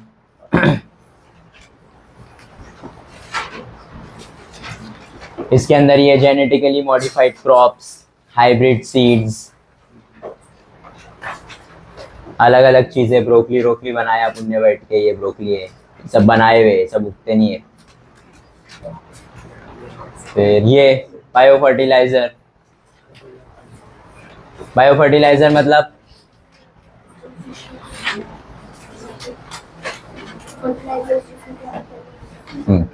केमिकल जिसमें यूज नहीं होता है, पॉल्यूशन नहीं होता है, उसी वजह से। एनिमल हस्बेंड्री, एनिमल पालना, काउ, हैन, ये सारी चीजें जिसकी वजह से अपने को चीजें मिलती है, अंडा वंडा, दूध। फिर वैक्सीन एंड वैक्सीनेशन इंपॉर्टेंट है शॉर्ट नोट के लिए। ठीक है,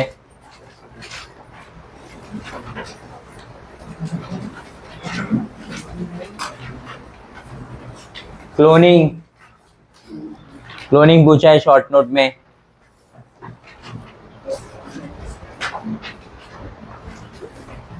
एनवायरमेंट एंड बायोटेक्नोलॉजी इंपॉर्टेंट। ये बकरी का क्या सीन है, इसको याद रखने का पूछता है। ये क्या है, ये बकरी का कहानी बताओ, क्या हुआ था डॉली को? डॉली की डोली, छी यार, लड़के ये सब बोल रहे यार, छी। अस्तगफुरुल्लाह। क्या है a sheep Dolly was born in Scotland by cloning technique on 5th July 1996. Nucleus from the udder cell of sheep of Finn Dorset variety had been introduced into क्या है वो, enucleated ovum of Scottish sheep. मतलब दूसरी sheep का एक दूसरी sheep के अंदर उन लोग ने हाइब्रिड कर दिया, ठीक है, और एक नया sheep बना दिया, एक क्यूट सा, ठीक है। अभी बकरीद में ये चीज महंगी बिकती है, तो जो उल्टा सीधा कर रहे हो महंगा बेच रहे हैं, ठीक है। तो ये डॉली की कहानी, इसको याद रखो, ठीक है। ये कौन है चाचा लोग, इम्पोर्टेंट है। ग्रीन इवोल्यूशन क्या होता है? ग्रीन रिवॉल्यूशन में क्रॉप्स वगैरह जल्दी जल्दी उगाने का, अच्छे से उगाने का, बड़े दाम में बेचने का, वो सारी चीजें यहाँ पे हुई थी। ये सबके इंस्टीट्यूट्स के नाम याद रख लो, IARI, वहाँ पे देखो इंडियन एग्रीकल्चर रिसर्च इंस्टीट्यूट, ये सारी चीजें। फिर व्हाइट रिवॉल्यूशन, व्हाइट रिवॉल्यूशन क्या है, किस पे बेस्ड है? क्रोनोलॉजिकल ऑर्डर में तुम लोग को ये चीज पूछ सकता है, ठीक है। ब्लू रिवॉल्यूशन झींगा, ठीक है, झींगा नहीं रहे मछली पे, ठीक है। फर्टिलाइजर्स को इंपॉर्टेंट मार्क करो। फर्टिलाइजर्स क्या होते हैं? वो सब अपन झाड़ वाड़ पे छिड़कते, काय को छिड़कते? इंसेक्ट्स वगैरह मारने के लिए, लेकिन एट दी एंड वो जहर है, ठीक है। जिससे इंसेक्ट मर रहे तो वो प्लांट पे लगता है, तो उससे भी क्या होती है, खराबी होती है। तो वो सारी चीजें लिखने का, उसकी जगह पे अपन क्या कर सकते हैं, ऑर्गेनिक फार्मिंग कर सकते हैं, ठीक है। एपीकल्चर क्या होता है? क्या बना रहे अपन इसमें? हनी बना रहे, शहद, ठीक है। चलो बस, फ्रूट प्रोसेसिंग वगैरह तो इतना कुछ खास है नहीं, एक बार रीड कर लेना। नेक्स्ट आ जाओ, सोशल हेल्थ, जो तुम लोग का बहुत ही ज्यादा खराब है। Factors affecting social health, important mark करो फटाफट। फैक्टर्स अफेक्टिंग सोशल हेल्थ 2 बार पूछा एग्जाम में ये, ठीक है। मतलब ये इतना सारा बन के नहीं आता है, 4 बन के आ जाते खाली, तो 2 मार्क का बनता है क्वेश्चन। उसके अंदर कुछ भी लिख सकते हो तुम, education, water, garden, society, toilet, ये सारी चीजें, ठीक है। फिर गिव रीजन भी आता है, और फिर गिव एग्जाम्पल भी आता है। किस पे? सेम चीज पे, factors affecting social health, important है ये, इसको छोड़ना मत, ठीक है। फिर उसके बाद ये लोग, mental stress, factor disturbing social health. Mental stress पे अपने को एक बार आया हुआ है, ठीक है, किसको एडा बोलते हैं, वो सारी चीजें है ना इसके अंदर। देखो ये वाला भी एक बार आया है, ठीक है, कि तुम्हारे हिसाब से ये औरत सही कर रही है कि गलत कर रही है ना? नहीं तो सही भी कर सकती है, वो उसके घर के बाहर बैठा, तुम्हारे घर के बाहर को ऐसा बैठ जाएगा, तुम बैठने दोगे क्या? बैठने दोगे? कौन है यहाँ बैठने देगा? बोलो, हाथ उठाओ, कोई नहीं है ना? हाँ, आंसर लिखने के लिए अपना ईमान ही बदल दोगे सीधा, वो तो गलत कर रही है। मैं भी यही करता, लेकिन ये गलत कर रही है। हाँ, तो 2 चीजें इसके अंदर, दो तरीके से आंसर लिख सकते हो, और दोनों एक में ही लिख सकते हो। एक तो ये कि इसके हिसाब से ये सही कर रही है, कि भाई ये इसका घर है, उसके घर के पास बैठा है वो, उसको कुछ बीमारी है, तो हो सकता है कि वो बीमारी कंटेजियस हो, इसको भी हो जाए, फैल जाए वो बीमारी, है ना? तो इस वजह से ये इसको भगा रही है। दूसरी चीज कि ऐसे जो लोग होते हैं ये ऑलरेडी बीमार है, ऑलरेडी ये मेंटल स्ट्रेस में होते हैं, तो उन लोगों को मोरल सपोर्ट देना चाहिए, ऐसा। तो दोनों आंसर लिख सकते हो आप इस तरीके से, ठीक है। तो याद रखने का, ऐसा नहीं सीधा नहीं नहीं आंटी गलत कर रहे। ये आंसर, ये क्वेश्चन तुम लोगों को पूछ सकता है, ठीक है। क्या डिफरेंस है, मतलब क्या बताना चाह रहा है ये पिक्चर? तो बताना क्या चाह रहा है ये, कि भाई पहले जो है क्या करना पड़ता था, बच्चों लोग को बाहर से खींच खींच के लाना पड़ता था, क्योंकि वो लोग दिन भर बाहर सोशलाइज करते रहते थे। अभी इंस्टाग्राम पे सोशलाइज करते रहते, तो बाहर भेजना पड़ता है कि जाओ बाहर की दुनिया देखो। असली में वो आदमी वैसा दिखता भी नहीं जैसा स्टोरी डालता है, ठीक है, ऐसा। क्या से रिलेट कर लिया क्या? हाँ, ये देखो, ये तुम लोग क्वेश्चन पूछा है, ये जो लड़का बैठ के खाना खा रहा है, चाचा लोग दारू पी रहे, और एक ये, अरे चाचा लोग दारू पी रहे ऊपर थे ना, इधर गए यार, ये मैं तो ये चाचा ही दिख रहे ना। क्या बेईमान, तेरा फोटो लगाने का था उधर। बोल दे डालते हैं प्रपोजल।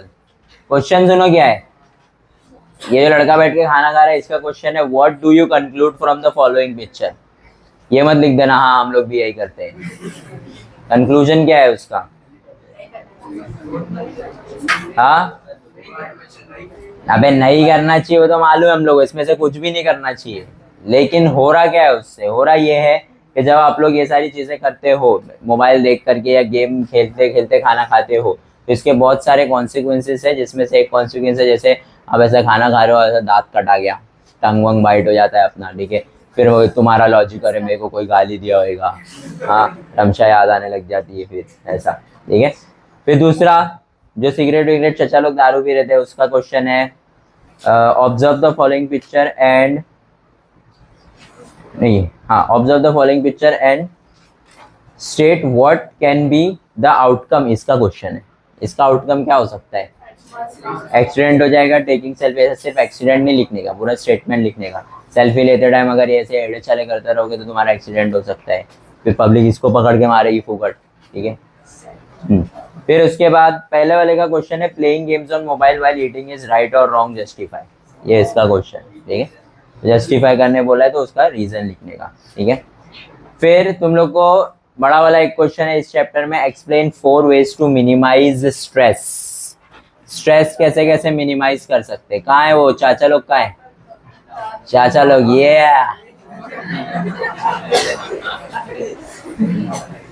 ये तुम लोगों को बन के आता है, ठीक है। चाचा लोग बन के आते हैं, बोले ये लोग क्या कर रहे हैं, तो ऐसा लिखने का कि भाई ये लोग लाफ्टर क्लब वाली पब्लिक है, क्या कर रहे हैं ये लोग, क्या होता है इससे, हाँ अरे कैसे होता है, ब्लड सर्कुलेशन बढ़ता है इस चीज से, ऑक्सीजन ज्यादा इनटेक होता है, ठीक है। ब्लड सर्कुलेशन बढ़ता है तो स्ट्रेस क्या होता है, मैनेज होता है, ठीक है। फिर उसके बाद क्या क्वेश्चन है,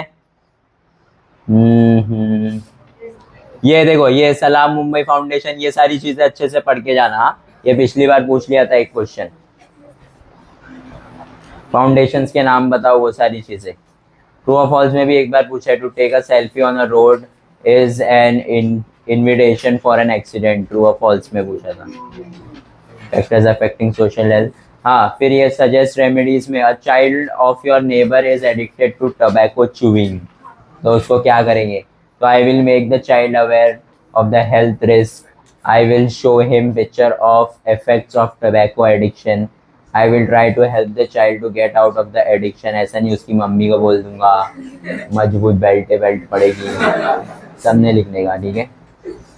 फिर उसके बॉडी पार्ट किस तरीके से डैमेज हो सकते हैं, nervous system, muscle system etcetera. फिर टोबैको कैन कॉज कैंसर, ये सारी चीज़ें तो उसके ऊपर लिखी रहती है, ठीक है। हॉबीज टू रिड्यूस स्ट्रेस, और वो सेम आंसर है, ठीक है। Physical problems arising due to excessive use of mobile, ये भी इंपॉर्टेंट आंसर है, फिजिकल हेल्थ पे क्या इफेक्ट पड़ रहा है, ठीक है। और ये सब देखो ये रेमेडीज वाला यार, तंबाकू चबा रहा है, सिस्टर तुम्हारी इनकम्युनिकेटिव है, अकेले अकेले रह रही है, free space around your home for good purpose, ये वाला भी एक क्वेश्चन एग्जाम में पूछा है, गार्डनिंग करने का, उसके अंदर चीज़ें उगाने का, ये सारी चीज़ें, ऐसा नहीं वहाँ पे एकदम स्टेज बना देने का, पबजी खेल रहे वहाँ बैठ के हुक्का हुक्का लगा रहे हैं, ये सब नहीं, ठीक है। ये भी एग्जाम में पूछा है, ये सारी चीज़ें ना एक बार एग्जाम में पूछ चुके हैं, किसको किसको छोड़ के मालूम, ये सेल्फी वाले को छोड़ के और फिजिकल वाले को छोड़ के, कहा गया वो पर गया, हाँ ये भी पूछ चुका है, ये brother studying in 12th standard, मेरे ख्याल से 2020 का क्वेश्चन है ये। हैज़ डेवलप्ड द स्ट्रेस, उसको स्ट्रेस हो गया है, बोले तुम लोग क्या, मेरे को भी स्ट्रेस हो गया है, ये सारी चीज़ें, ठीक है। ये देखो ऐसे ये फिल इन द ब्लैंक्स वाले डब्बे वब्बे भी पूछते हैं एग्जाम में, अभी तक पूछे तो नहीं है लेकिन पूछते। चलो आ जाओ, डिजास्टर। डिजास्टर में तुम लोगों को 5 मार्क का क्वेश्चन है, ठीक है। क्या क्या है 5 मार्क के क्वेश्चन, 3 मार्क के क्वेश्चन देख लो क्या है, write the name of 6 materials which are to be used in first aid box, सबसे लास्ट में क्वेश्चन तुम लोग के चैप्टर का, ठीक है। Write down any 2 objectives of disaster management, ठीक है, ऑब्जेक्टिव ऑफ डिजास्टर मैनेजमेंट है। फिर what is meant by disaster management, mock drill का क्वेश्चन तुम लोग को इस साल पूछ सकता है।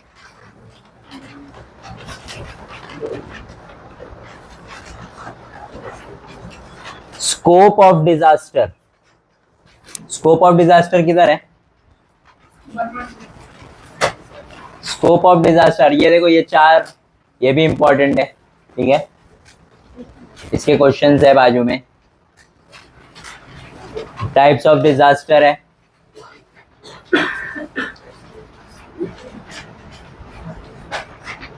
Nature and scope of disaster. Scope of disaster पूछा है एक बार एग्जामिनेशन में।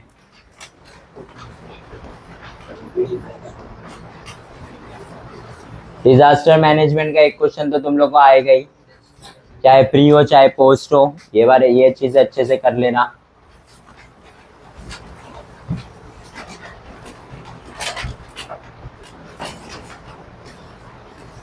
ये अथॉरिटीज याद रखना, डिस्ट्रिक्ट की, स्टेट की, याद है ना, एक क्वेश्चन बना था इसके ऊपर, ठीक है।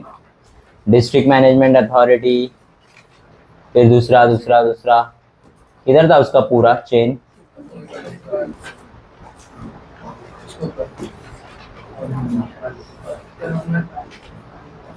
ये ना, हाँ, ये पूरा चेन पढ़ के जाना। प्राइम मिनिस्टर, फिर चीफ मिनिस्टर, कलेक्टर, तहसीलदार और सरपंच कौन से लेवल पे है वो भी, ठीक है। First aid and emergency action, ये फ्लेमेबल, इनफ्लेमेबल, एक्सप्लोसिव, ये सब अच्छे से पढ़ के जाना। फिर objectives of first aid kit, क्या क्या रखेंगे फर्स्ट एड किट में, और ये mock drill, objectives of mock drill या फिर short note of mock drill भी पढ़ के जाओगे तो भी चलेगा, ठीक है। मॉक ड्रिल याद है ना क्या होता है? नकली का, झूठ मूठ का, यहाँ वहाँ भागते रहने का खुद को बचाने के लिए, ताकि तब पता जब असली में हो तब खुद को बचा सको, वही है मॉक ड्रिल, ठीक है। ऑब्जेक्टिव्स अच्छे से पढ़ करके जाना, ठीक है। बस इसके अंदर ये सारी चीजें इंपॉर्टेंट है। 5 मार्क का क्वेश्चन इसके अंदर से बन सकता है। ये देखो, डिजास्टर मैनेजमेंट एक्ट 2002 2005, ये जो ईवीएस वाले क्वेश्चन है इसके अंदर से 5 मार्क के क्वेश्चन जो भी बनेंगे ना, ये तुम लोग को बहुत आसान बनने वाले, ठीक है। बाकी तो बायो पार्ट का क्या बनेगा उसका तो बहुत सारे क्वेश्चन है बायो के, लेकिन जो ईवीएस पार्ट के है ना वो उससे कंपैरेटिवली कम है और इजी है। तो अभी जाकर के स्टार्ट करोगे तो पहले ईवीएस स्टार्ट करना, फिर उसके बाद बायो पे जंप करना, ठीक है। सबको बोल रहा हूँ, ईवीएस स्टार्ट करना, उसके बाद ही जो भी करने का है वो करना, ठीक है। ये मैं डाल दूंगा ग्रुप में। चलो पैकअप।